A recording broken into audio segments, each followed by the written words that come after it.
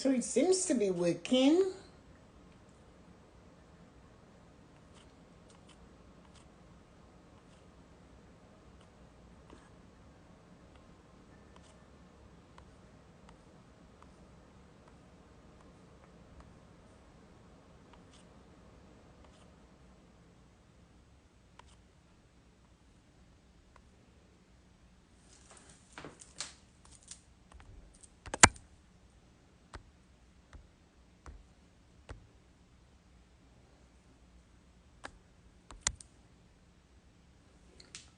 Okay, Tarun, I'm going to try to bring you. Let's see if it works for us now. Let's Let's see. see. Hey, Hey, there you there you go. go. It It wanted us wanted us to to choose. choose. Can you Can hear you hear me?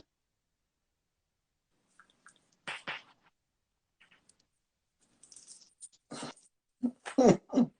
Tarun is still stuck. You are Okay. still stuck. Yeah, now I can hear some You audio can hear coming me in. now? I can hear you now. Yes. Okay. Some technical glitches Yeah, happening, and I'm I see so sorry that. to the audience about that. I hadn't this was We totally have not to in my control. apologize, everybody. We're so sorry that happened. We cannot continue. You know, the same thing happened to Zan and Azim this morning. It did? Yeah, it went on. They were on, and all of a sudden, and Azim lost everything. The whole video was gone. He Oh said, he my asked God. me if I had a screen print, and I Yeah, said, I'm no, gonna I didn't. report this to Instagram because it has been happening on my reels that I keep getting flagged for copyright violation, which and I know that I'm not doing any violation. They just flag me down for using music. And Oh, yeah, and then it turns out that I've like filed for a dispute and then they resolved it. But for some reason, my reels are not reaching out the accounts. So I'm gonna take this up with Instagram today as to what is going on. This is so yeah, bad. they will always do that. That's why I try to avoid using music, on it that doesn't belong to me. And since I have no music, I cannot do it. But it's just me that I don't know, like, because everyone else I know is using music, and then that is the music that I'm choosing from the app. It's not that I'm using Yeah, music from elsewhere. Either don't give me that option as a creator, and if you're doing that, then why are you flagging me down? yeah. So yeah, I'm so sorry that it No, ended no, let's abruptly. just apologize to everybody and let them know. We can always do it again. We have Yes, about. of course. Yeah, it has been really insightful. So I'll still let you finish the thought process that you had. I can't. What was my thought process? You must remember my brain works like a. I know. It was just bad timing that we were really into it, and then just that we lost the train of thought. Oh I well. still see my friends joining in. Thank you, Pooja. Thank you, Thank you Ashni. for finding us and coming back. Yeah, we got The lost. Instagram best thing kicked to us do out. now that you guys are here, press the question box and ask us a Yeah, question. ask us a question. We were Or discussing maybe, finance. yeah, say put something in comments so that we can tell you about it. And And we were you happen to catch what I'm just asking my partner what was the last train of thought if we can still catch it. oh, I was so much involved in it. Part of the game, absolutely And I fine. think we lost Donato as well. He was But here. then has a short attention. Ashni is here. She has a short attention span. Yeah. So I had a question for you. Okay.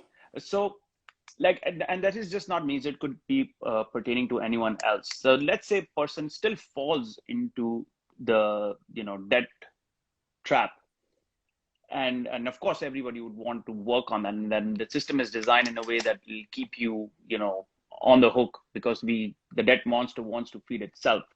So how can someone who's fallen into that debt trap can work their way out? And I'm sure that's a story that is relatable to a lot of people.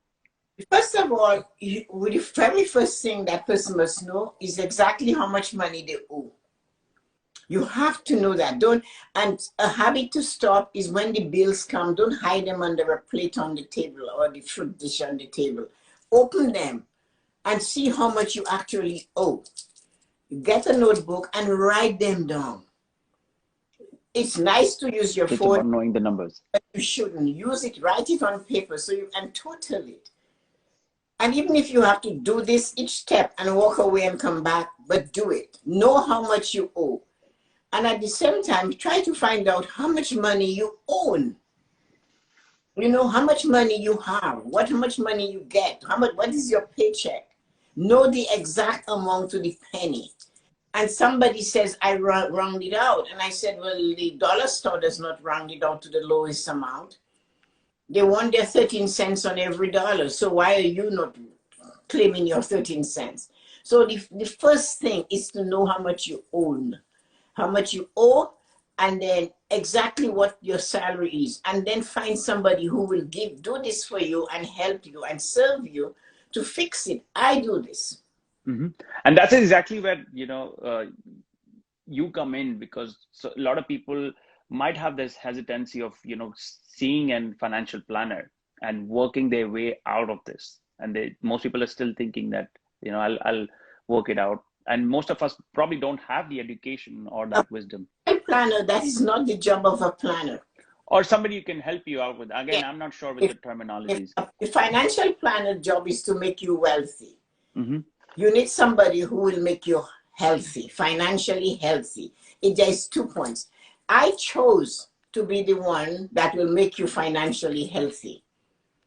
The planner is the person I will send you to once you're solid. Got it. They go see this planner and get some investment going, start to build a future. But you need to know how to manage money.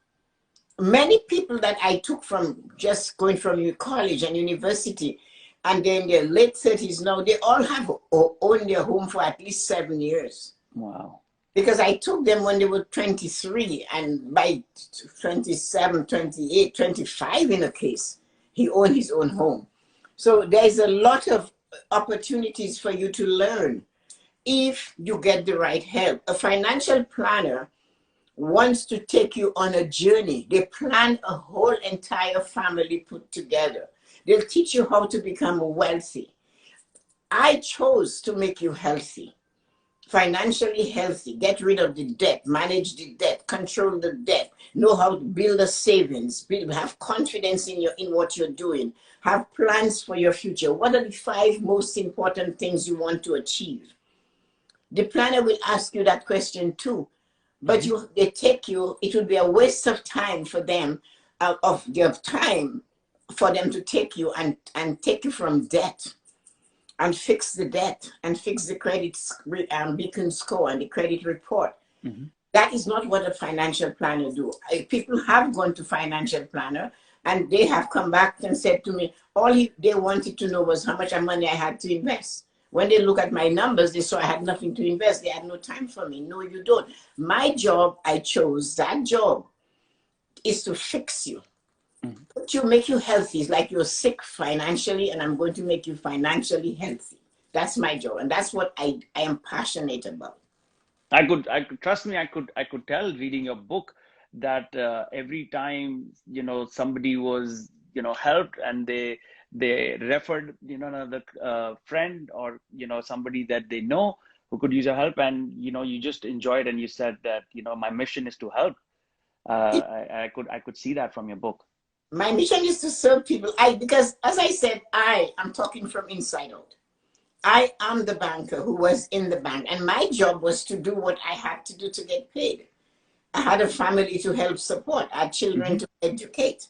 So that was my job. I wasn't the friends of my customers. I told them that. That is not friendship here. It's my job. I need to get paid. I need my bonus twice a year. I know where it's going, what I need it for. And I know what I have to do to get it. And you just happen to be part of the person on my journey. So do you really want that debt? Because once you have it, you have made an arrangement and you need to honor the arrangement you've made to pay this. So you don't get that too often. But that was my pride and joy, is to teach you that this is not a joke. And that this credit card is not an emergency account. That money belongs to you. And people, they give you this feeling that they're so perfect and they're so good. I only use my credit card for an emergency, really. You use it in case of an emergency, but your emergency money should be there to pay it off. Yep. You see, so you get a flat tire and you don't have $500 in your pocket, you use your credit card. When you get home, you need to have the money in an emergency account to pay off this credit card. Absolutely. And this is why when the people that I mentor and I coach for financial health, I teach them that you must have an account for almost every one of your needs. You must have money so that That is the key point. It is important. If you have one savings account, it's like having an Irish stew. Lots of things happening in there, and no flavor is one flavor. Mm-hmm. But you study governments, they'll tell you. They have an old age security. It is not a 401k, it's not an RSP, it's not a tax receipt. They all have names. But we think we should have a checking account and a savings account, and you don't know how much money you've saved for a vacation, how much money you've saved for your emergency account, how much money is going to work towards your house buying account. You need to have them. It's just savings account. You don't touch them every month. You just put money there automatically every time you get paid. So you must have a vacation account. Every human being who works needs to go on an annual vacation. That's I like the sound of that vacation account. Yes. That is how you reward yourself. You feel better. But you save the money for that. That money is not coming from somebody else. You're not going on a vacation with your credit card, and on your way home from this vacation, you're contemplating, oh my goodness, how am I going to pay this vacation? Yeah. You see what I planned ahead. Exactly. Plan ahead. But most people do that. And you will find that they plan for this vacation with more intention and planning than they plan their life. Yeah, absolutely. They know exactly what they'll be wearing every day of that vacation. Mm-hmm. If the plane crashes and they had to identify them by what they left the airport with, when they got to them, they would not recognize the person because the clothes they would have changed on the flight prior to landing. Yeah, exactly. And Ashley correctly says, yeah, you need to set budgets. Like you have a budget for this thing, a budget for shopping, budget for dining out. Even if it's on a vacation. I'm going to stop you. I'm going to interrupt you. Yes. Yes, we don't call it budget. Yeah. A budget. See, Ashley, we don't call it budget. No, it's a spending plan. Spending plan. I love the positive twist to it. It's not a budget. Budget sounds restrictive, right? The budget is like, I started calling it a spending plan when I asked my to Roy Thompson Hall for a show with me. And she went into a fit like this. She went, I'm on a budget. And I'm on a budget. How can I go? I'm on this budget. And I'm going, whoa, why don't you? So it's a spending plan. It's a way to manage spending your money. You create it. So you decide how much money you want to go here, how much you want to go there. Hi, Jay. Creator of this. A budget is telling you, well, no, you can't go to the movie. You don't have money for that. But the spending plan, you start with your savings at the top. A budget tells you your savings is the last thing. What is left to put for savings. So on a spending plan, you decide how much you want to save, not the biggest amount, but you must have something there. And I am telling you, when I was 22, all I could save was $1.75 every week. $3.50 every 2 weeks, but I saved it. Yet it was at the top. I was very much aware that was the first thing on my list of expenses. It wasn't by itself. It was part of the expense, and it was number one. Mm-hmm. Because your savings is like paying a debt you owe yourself. That's what the savings. Your savings, they should call it paying your debt you owe yourself. Wow. And I hope, that is, because I enjoyed reading a book so much. I hope these concepts are explained more in the, books that you would recommend to me, because I for one have thoroughly, enjoyed reading this, even though, there was, things that were new, things that I were new for me. And like it's a good refresher to really understand that, okay, what I've heard, what I've read, yeah, now I can connect the dots. It makes Yeah, sense. and I will be writing another one. Actually, I'm working on it. But this Yes, I'm so rolling, excited. it's not a thick book. It is It's not. it's not If 100. I can read it, like anyone can read it. And this book is for the ordinary person that does not know what to do. It's not for the person that's already well qualified investor. No. This is for the person who wants to be rich, who wants to know, start early and get rich later on, and how to get out of debt. Because you're not really saying you shouldn't have debt. What I'm saying is control it. Manage. Control it. You take the handle of the knife and have the handle in your hand, and you're in control, not the blade. So this is what the book's about. And I have to come up with a new one. But what I liked about that book is all the tables to follow, and the pages that helped you to write what you want in the book. And that's what is important to me. Yeah, Ashni has an amazing uh, thought that she wants to share. That I was just uh, going to ask you, do you need to be a qualified person to understand, or a layman can understand this? It is Oh no, available in India as well. Tarun, you answer that. What do you think?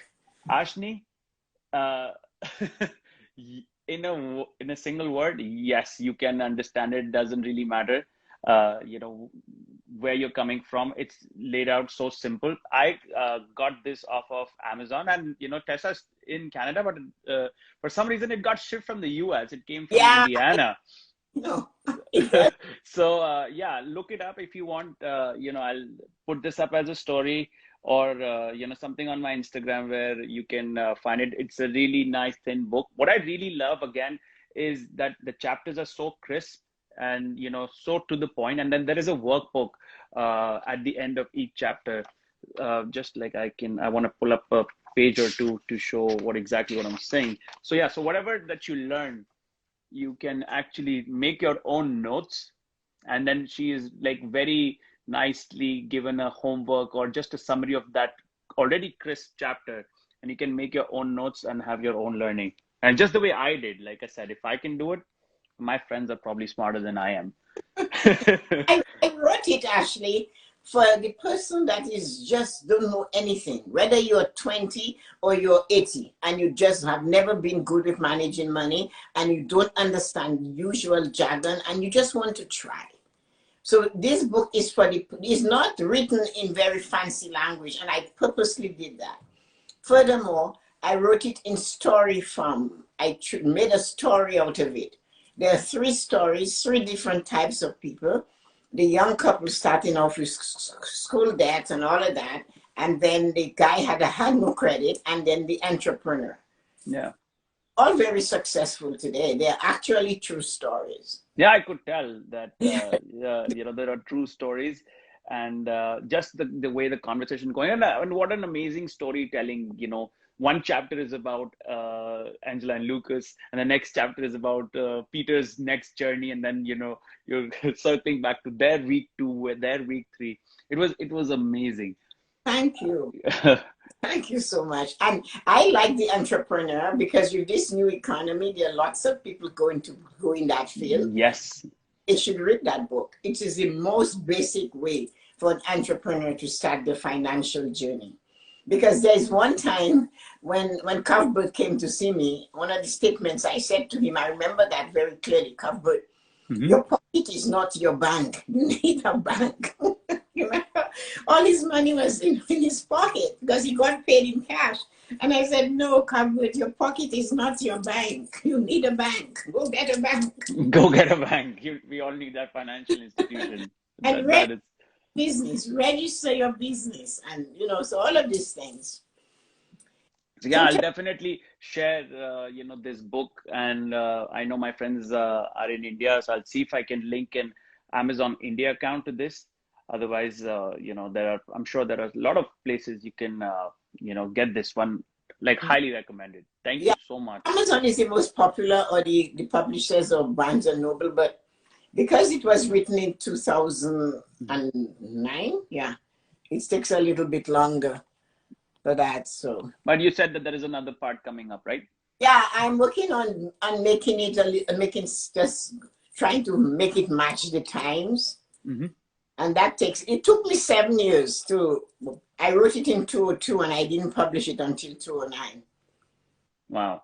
So it took I a mean, lot. I can only imagine the time and the effort that goes It was, behind it. And you gave credit to your family at the end of the book. and the thing is that I wrote it by hand. Yeah, the testimonials, my God. I don't think I've ever seen, testimonials just the way they are written.